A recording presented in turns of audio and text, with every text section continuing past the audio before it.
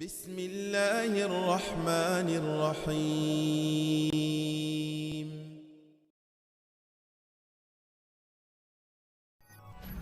بسم الله والحمد لله والصلاة والسلام على نبينا وعلى آله وأصحابه أجمعين. Ассаламу алейкум ва рахматуллахи ва баракатух. Дорогие друзья, продолжим урок арабского алфавита по книге Муаллим Сани.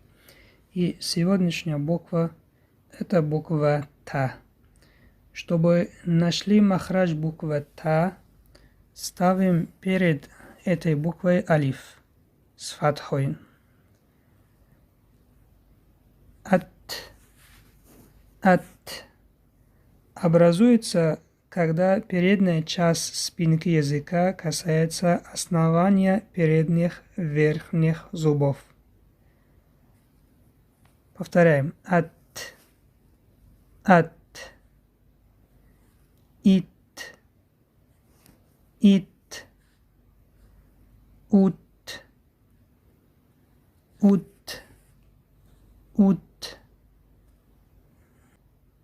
Заметили, когда буква Та с сукуном, то такой маленький выдох.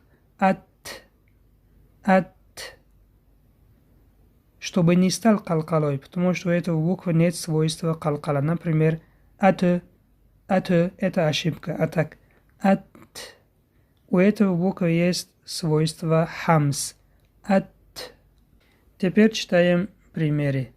Та, ти, ту, мут. Буква Та с сукуном, свойство хамс. Мут. Не мут, не калкала, а хамс. Мут. Амит. Тамару. Зурта. Зурти. Марарту. Марарти. Умирту. Амарти. Амарат. Дальше продолжим. Амартум. Умиртум. Здесь буква Ро читается мягко по причине касры перед нее. Умир. Не умир, а умир. Тум. Марар. Тум. Мурир. Тум. Здесь тоже буква Ро, оба буква Ро читается мягко по причине вот этой касра. Мурир. Не мурир, а мурир. Мурир. Тум. Давайте еще раз будем прочитать примеры. Мут. Амит. Тамару. Зурта. Зурти. Марарту. Марарти. Умирту. Амарти.